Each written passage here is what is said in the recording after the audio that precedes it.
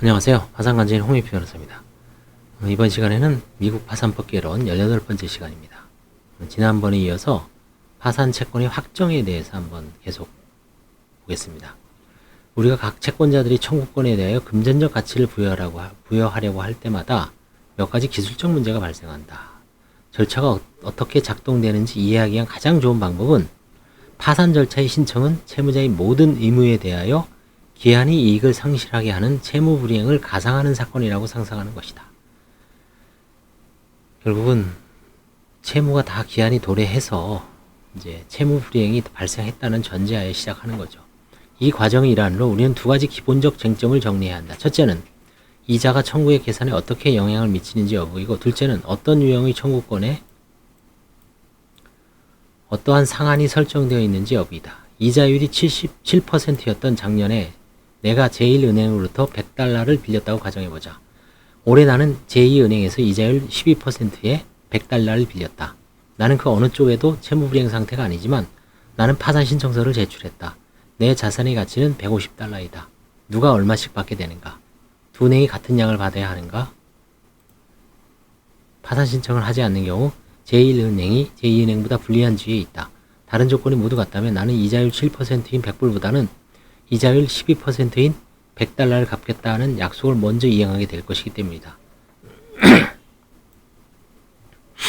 그러나 파산법 제7장 절차에서 우리는 이러한 차이들을 무시한다. 502조 B2는 미지급 이자에 대한 청구를 허용하지 않는다. 자산의 가치가 $150이기 때문에 각 은행은 1달러당 75센트를 받게 될 것이다. 두 대출은행을 똑같이 취급하는 것은 타당하다. 만약 채무자가 파산 절차 밖에서 채무불이행 상태가 되었다면 두 대출금 원금을 모두 갚아야 된다는 법적 의무는 가속화되었을 것이다. 바로 이 지점에서 두 대출 청구권자는 같은 지위에 있게 되었을 것이다. 둘 모두 즉시 $100를 환수할 권리를 가졌을 것이다. 이자율 차이를 무시할 때 파산 절차가 하는 모든 것은 신청서 제출을 채무 불이행으로 보는 것이다. 이는 대부분의 대출 채권자가 그들이 대출 계약서에 포함시킬 만한 타당한 기존의 원칙처럼 보인다. 우리는 제7장 절차에 의한 청산을 재정적 죽음이라고 생각할 수 있다. 우리는 빌려준 돈을 회수하고 자산을 수집하고 최후의 심판일을 연다. 가끔은 원금과 미발생 이자를 구별하는 것이 쉽지 않을 것이다. 가장 간단한 사례는 무이표 채권, 제로 쿠폰 노트, 무이표 채권이 있을 경우 발생한다. 내가 $900를 빌리면서 1년 뒤 당신에게 $1000를 갚기로 한다. 표면적으로는 대출 원금이 $1000이고 이자율이 0%이다. 그러나 사실 원금이 $900이고 이자율이 11%라는 것을 알 수 있다. 무이표 채권의 경우에는 원금과 이미 발생한 이자의 변제기가 일찍 도래한 것이다. 만약 내가 즉시 연체한다면 당신은 $900에 대한 청구권만 갖는다. 만약 내가 6개월 후에 연체한다면 당신은 $950에 대한 청구권을 갖는다. 더 복잡한 문제가 발생한다. 이자율이 0%는 아니지만 시장 이자율보다 훨씬 낮은 경우 채권이 현금과 교환으로 발행된 것이 아니라 다른 증권과 교환으로 발행된 경우에는 보다 더 복잡한 사례가 발생한다. 그 외에도 명확하지 않은 사례들은 소비자가 할부로 물건을 구입하고 매번 내는 할부금 중에서 이자율 요소를 특정하기 어려운 경우이다. 흔히 발생하는 논쟁은 손실보상 수수료와 관련이 있다. 제3자가 일정 기간 동안 채무자에게 기계를 리스해 주었을 경우 그 리스 계약은 일반적으로 채무자가 리스를 빨리 끝내고자 할 경우 지불해야 하는 금액이 정해져 있다. 만일 그 조항이 기계의 가치 하락 그리고 다른 사람에게 기계를 리스하기 위하여 임대인이 감수해야 하는 비용을 계산하기 위한 노력이라면 그것은 흔히 볼 수 있는 손해배상액의 예정 조항이다. 이것은 비파산법 하에서 유효하게 집행할 수 있고 따라서 파산 절차 내에서 청구권으로 합당하게 취급된다. 고정된 기간 동안 기업에 자본을 제공하는 대출자는 간혹 일시 변제받기도 한다. 이런 대출자들도 마찬가지의 지위에 있게 된다. 이 경우 그 같은 기간 동안 그 자본을 사용할 다른 사람을 찾아야 하기 때문에 손실이 발생할 수도 있다. 이러한 이유 때문에 대출 계약에도 손해배상 예정 조항이 있다. 대출 계약은 대출 만기보다 1인 시기에 전액 변제하는 것에 대한 수수료 지급을 규정하고 있을 수도 있다. 우리도 이제 조기 상환 수수료라고 있죠. 이런 게 일종의 손해배상의 예정이죠. 다 마찬가지입니다. 만약 그 조항이 단지 대출 기간의 손실을 보상하기 위한 것이라면 그것은 파산의 법률하에서 유효하게 집행 가능한 손해배상액 예정 조항이다. 그러나 지나치게 높은 이자율이 대출 계약을 해지하기를 꾀하는 채무자는 지불을 요구받고 있는 손실보상 수수료가 손해배상 예정이 아니고 대출이 그대로 유지될 경우 대출 기간이 계속 받았을 이자에 해당하는 것이라고 다툴 것이다. 만기가 도래하지 않은 이자에 대한 청구권은 502조 B2 하에서 부인되기 때문에 대출자들이 손실보상 수수료를 가장하여 이자를 취하해서는 안 된다. 무위험 이자율이 높았던 옛 시절에는 손실보상 수수료라는 것이 대부분 단지 대출자에게 만기 미도래 이자를 보상하기 위한 것이었는지 여부를 판별하기 비교적 쉬웠다. 무위험 이자율이 0에 가까운 시기에는 그것은 훨씬 힘들다. 최근 들어 대출자들은 손실보상 수수료를 손해배상액의 예정조항으로 성격을 규정하게 만드는 것이 정착하도록 하는데 성공을 거두었지만 개별 사건이 진행에 따라 상당히 다르다.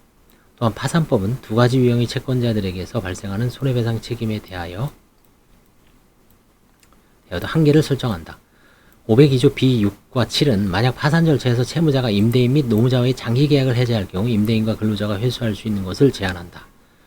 당신이 채무자에게 땅을 1년에 $5씩 받는 조건으로 몇 년간 임대한다고 가정해보자.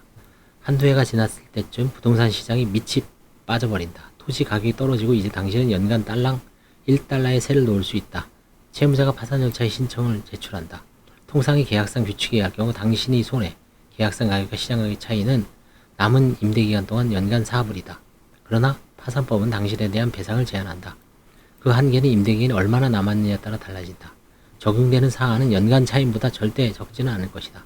그냥 앞으로 받아야 할 모든 차임의 15%가 연간 차임보다 많다면 당신은 남은 차임의 15%를 받는다. 하지만 당신이 받을 금액이 3년간의 차임을 초과해서는 안 된다. 연간 차임의 변함이 없다면 임대차 기간 6.7년 미만 남았을 경우에는 연간 차임, 임대차 기간이 6.7년 이상 20년 이하 남았을 경우에는 앞으로 받아야 할 총 차임의 15%, 남은 임대차 기간이 20년을 초과하는 경우 3년간의 차임이 당신이 받을 수 있는 손해배상액의 상한이 된다. 임대인이 받을 수 있는 손해배상액에 상한을 두는 것은 손해를 산정하기가 힘들다는 이유로 정당화되는 것이 보통이지만 그렇게 단정적으로 말하는 것은 타당하지 않다.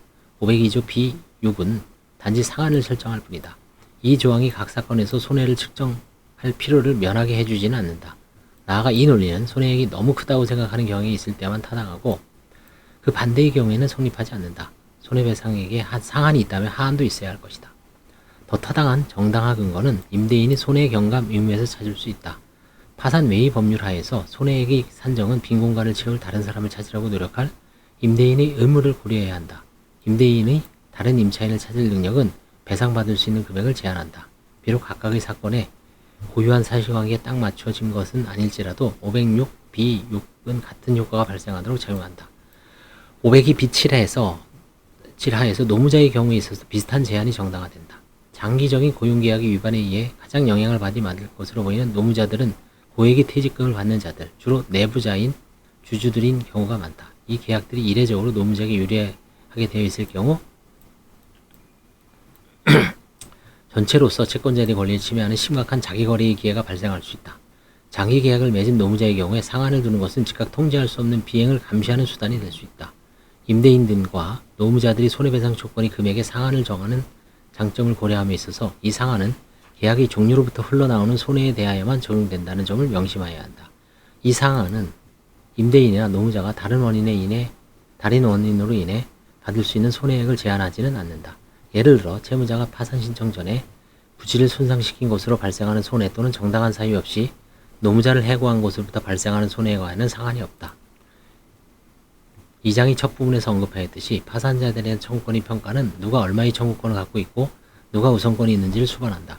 가장 흔한 종류의 우선권 보유자는 완성된 담보권을 가진 채권자이다. 어떤 우선권은 파산법 그 자체에 확립되어 있는데 507조 A에 열거되어 있다. 예를 들어 근로자들은 수천 달러의 밀린 임금과 복지급여에 관해 우선권을 누린다. 세무서도 특별한 우선권이 있다. 특별한 우선권을 부여하는 규칙들은 지도적 규칙이라고 정당하기 힘들고 때로는 특수이해관계 집단이 로비를 한 결과 생긴 것이지만 대규모의 기업 회생 사건에서는 의미 있는 역할을 하지 못하는 것이 보통이다. 실제적인 문제로서 기업이 문영 상태를 유지하려면 근로자에게 임금을 지급해야 할 것이고 체납 세금으로는 아주 소액이 있는 경우가 보통이기 때문이다. 전형적인 11장 절차 사건은 아주 다른 문제이다. 중소기업이 11장 절차 사건이 대부분을 차지하고 있고 그 기업을 운영하는 사주들은 국세청으로 납부하였어야 하는 원천징수세액을 이용해 기업이 가라앉지 않고 물에 떠있게 하려고 노력하는 경우가 때때로 있다. 그런 경우 흔히 연체된 납세 의무가 파산세대의 가치를 초과하게 되어 일반 채권자들에게는 아무것도 남지 않는다. 이러한 이유로 11장 절차를 묘사하기 위하여 자주 사용되는 일반 소액 채권자를 보호하고 이들에 대한 자산의 공정한 분배를 보장한다는 미사여구는 최소한 전형적인 사건에 있어서는 전적으로 허구이다. 우리나라 파산에 있어서도 사실 세금만 납부하고 채권자들한테 한 푼도 돌아가지 않는 사건도 꽤 있죠. 환가를 하더라도. 그래서 이런 식으로 이제 반어적으로 쓴 것 같습니다.